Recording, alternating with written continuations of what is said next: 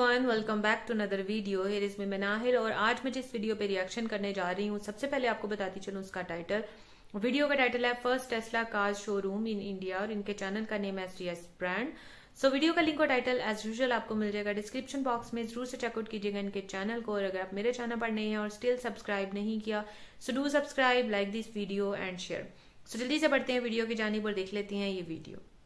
Elon Musk की तरफ से खबर आई है कि वो न्यू दिल्ली में टेस्ला का शोरूम खोलने जा रहे हैं, उसके लिए जगह देख रहे हैं।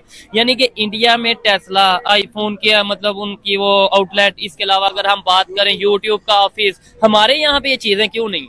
देखें, आप पहले भी मेरा इंटरव्यू करके गए हैं भाई, लेकिन ना आप पाकिस्तान का अब इंडिया से माशी लिहाज से आप कंपैरिजन नहीं कर सकते, क्योंकि जो रियलिटी है ना उस पर फोकस करना चाहिए। ठीक है। देखिए, वो अब दुनिया की दूसरी बड़ी मैशियत बढ़ रही है। हाँ। और हमारा हर 6 महीने बाद इधर हुकूमतें चेंज होती हैं और पता भी नहीं क्या होना है और क्या नहीं। नहीं, आपने एक चीज बोली है जी, इकोनॉमी के हवाले से कंपैरिजन इंडिया पाकिस्तान का नहीं कर सकते। मैंने कभी ये कहा कि इंडिया दुनिया की तीसरी चौथी बड़ी इकोनॉमी बनने जा रही है, बन रही है, और हम क्यों नहीं? मैं तो ये कह रहा हूँ कंपनीज क्यों नहीं आ रही? क्या इसका भी इकोनॉमी से लिंक करता है? यानी कि कोई जितनी स्ट्रॉन्ग इकोनॉमी होगी इस वजह से कंपनीज आती है, या वहाँ पे स्टेबिलिटी हो तो फिर कंपनीज आती है? इंडिया और हम तकरीबन एक साथ ही आजाद हुए हैं। उधर मेरे ख्याल में और जो उधर आज तक 5 साल जो भी गवर्नमेंट आई है उसने पूरे किया। इधर कोई पता भी नहीं होता और जो वामी राय होती है उसके मुताबिक गवर्नमेंट आती है। ठीक है। इधर जो ड्राइंग रूम में चंद लोग फैसला कर लेते हैं, जो चाहे 24 करोड़ अवाम का फैसला 5-6 लोग कर लेते हैं। वोट की कोई अहमियत नहीं है। ठीक है। स्टेबिलिटी नहीं है। हर बंदा यानी कि जो हमारी कह लें एस्टेब्लिशमेंट है वो अपने आप को अकेले कुल समझती है। लेकिन अब तो अमेरिका की तरफ से पाबंदियां भी सुनने में आ रही हैं, जिस चीज पे हम बड़ा अतराते थे, फखर फील करते थे, अभी भी फखर फील करते हैं कि हम एक एटॉमिक पावर है।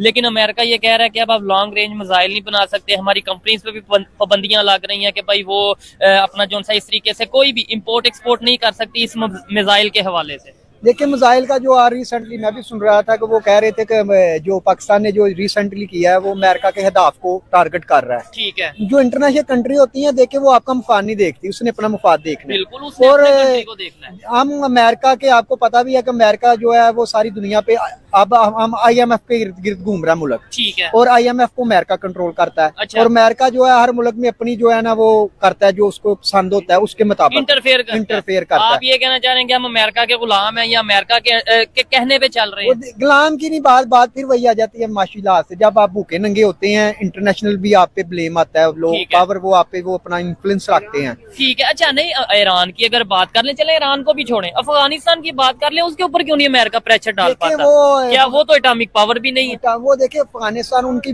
मार्केट भी देखे ना, वो इतनी बड़ी नहीं है। हमारी इतनी बड़ी मार्केट, अगर IMF हमें लोन नहीं देता तो हम कोलैप्स कर जाएंगे। लेकिन मेरे ख्याल में अफगानिस्तान को उनकी इतनी बड़ी इकोनॉमी नहीं है कि उनको IMF की जरूरत पड़े। ठीक हो वो गया। तो ऐसी कौम है कि उनको बस गंदम मिल जाए तो वो गुजारा कर लेते हैं। ठीक है।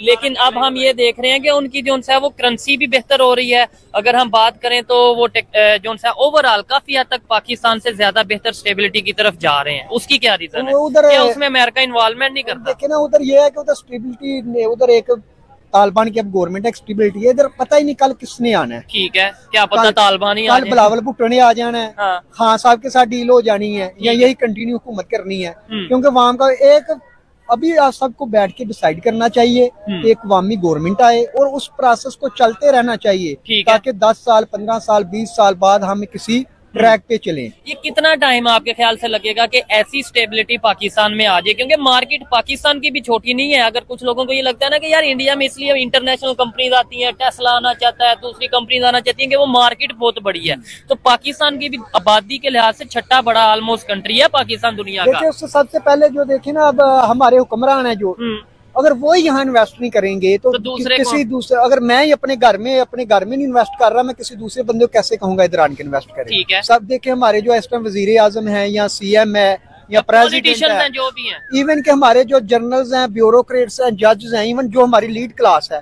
मेरे ख्याल में 99% जो है इनके जो है सासे बाहर है। मतलब उनकी जितनी भी जो पैसे हैं, दौलत है, वो उन्होंने बाहर स्विस बैंक में या कहीं ना कहीं बाहर रखी है। जब उधर हम चल के अमेरिका को या यूरोप में या ओवरसीज पाकिस्तानियों को या चाइना को ठीक है। चाइना तो वैसे भी हमें कर्जा देता है, वो इन्वेस्टमेंट नहीं करता। इन्वेस्टमेंट वो उधर ही करता है जिधर उसको प्रॉफिट नजर ठीक है। नहीं, पाकिस्तान में भी इन्वेस्टमेंट तो कर रहे हैं, जैसे सीपैक चाइना की इन्वेस्टमेंट नहीं है। देखिए वो चाइना की है, लेकिन वो आप रिसेंटली आप देखा नहीं चाइना की लास्ट 2 वीक एक आई है कि सबसे ज्यादा पाकिस्तान में क्रूज है। हाँ बिल्कुल, $29 बिलियन हमने उनका देना है। जब तक हम अपने पाँव पे खड़े नहीं होंगे, ये जो इंटरनेशनल प्रेशर हम पे बढ़ता जाएगा, हमारी कोई वैल्यू बेहतरीन नहीं आएगी।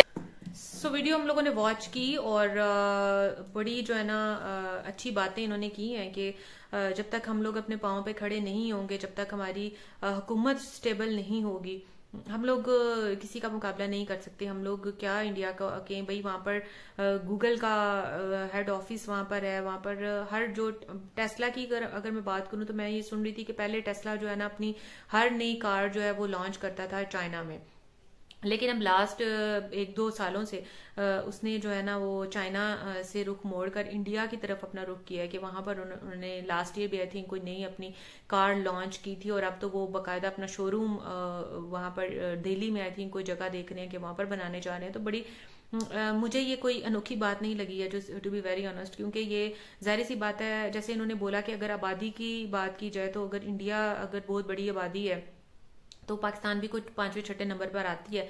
तो मेरे ख्याल से यहाँ पर आबादी नहीं देखी जाती। अगर आपने कहीं बिजनेस करना है तो आपने जाहिर सी बात है अपना फायदा भी देखना है। अगर इलोन मस्क ने ये जो है ना इनिशिएटिव लिया है या ये थिंकिंग है उनकी कि मैं इंडिया में जाकर अपना शोरूम लगाऊं या इंडिया में तो उन्होंने आबादी नहीं देखी है। ये मेरे ख्याल से बड़ी अजीब सी बात है कि आबादी देखकर उन्होंने वहां पर करो क्या ऐसे, बिल्कुल वहां की कंपनी देखी है उन्होंने, करेंसी देखी है, वहां की इकोनॉमी देखी है। पाकिस्तान की इकोनॉमी को देखकर कौन यहाँ पर इतना बड़ा अपना सेटअप लेकर आएगा, या उन्होंने डिबोना तो नहीं है अपनी कंपनी को या अपनी उसको। वैसे ये है कि एक बहुत बड़ा रिस्क होगा अगर कोई यहाँ पर वैसे कितनी वैसी हैरत की बात है ना। अगर हम बात का थोड़ा सा रुख घुमाते हैं, थोड़ी सी कहते हैं कि अच्छी अच्छी बातें भी कर लेते हैं, बड़ी बातें हो गई पाकिस्तान के बारे में, अब थोड़ी सी अच्छी अच्छी बातें हम होप सो कर लेते हैं कि भाई यहाँ पर अगर कोई कंपनी आती है, कोई अच्छी बड़ी कंपनी यहाँ पर शोरूम लगाती है तो भाई सब पूरी दुनिया जो है ना वो देखती रह जाएगी कि यार ये हो क्या रहा है। वैसे मेरे ख्याल से ऐसा होना चाहिए, एक बहुत बड़ा स्टेप होगा पाकिस्तान के लिए भी और उसके लिए भी, उस पर्सन आप कह लो या उस कंपनी के लिए भी कि जो ये सेटअप यहाँ पर लगाएगी। लेकिन ऐसा होगा नहीं, ये ऐसा ख्वाबों में ही होता है या सोचों में ही हम ये सोच सकते हैं, ऐसा रियल में होता दिखाई नहीं दे रहा और ना ही देगा, क्योंकि जब तक हमारी इकोनॉमी स्टेबल नहीं होगी यहाँ कर कोई भी नहीं करेगा। बल्कि जो जिन्होंने ऑलरेडी कुछ थोड़ा बहुत सेटअप यहाँ पर है वो भी उठाकर ले जाएंगे कि भाई क्या ही करना है यहाँ पर। इवन के ट्रेड करना भी बंद हो जाएंगे कि यार क्या ही यहाँ पर करना है, यहाँ की इकोनॉमी पहले कोलैप्स कर रही है, हमने यहाँ पर ट्रेड करके तो हमने क्या करना है, हमने अपनी भी पैसा डुबोना तो नहीं है ना। तो ये सीन होता है, आबादी कोई नहीं देखता, इकोनॉमी को देख के तो फिर लोग वो करते हैं कि जहाँ पर उनको कंपनी बड़ी नजर आती है, जहाँ उनको नजर आता है कि भाई ये पैसे वाला मुल्क है, बड़े साफ सीधे से लफ्जों में कहूंगी, जो पैसों वाला मुल्क होता है ना वहां पर ही लोग अपना बिजनेस सेटअप लगाते हैं या उनके साथ ही ट्रेड करते हैं और वहां पर ही अपनी इतनी बड़े बड़े शोरूम्स और इतनी बड़ी बड़ी कंपनीज वहां पर खोलते हैं। ऐसे आम से मुल्कों में कोई भी नहीं जाता क्योंकि वहां पर उनको अपना फायदा नहीं नजर आता, तो वो क्या करें, हर किसी ने अपना फायदा देखना है। अब इलॉन मस्क अगर ने उसका उधर का रुख किया इंडिया का, तो ये तो नहीं कि उसको वहां से कोई फायदा नहीं होगा, जाहिर सी बात है फायदा है, उसको बड़ी कंपनी नजर आ रही है, उसको बड़ा बजट नजर आ रहा है, तो वो वहां पर गया। सो ये था मेरा रिएक्शन। आप लोग भी जरूर कमेंट करके इसके बारे में अपना पॉइंट ऑफ व्यू जरूर शेयर कीजिएगा। वीडियो अच्छी लगी है तो लाइक कर दें, चैनल को सब्सक्राइब करना तो बिल्कुल भूलना ही नहीं है। सो मिलूंगी नेक्स्ट वीडियो में, तब तक मुझे दें इजाजत, अल्लाह हाफिज।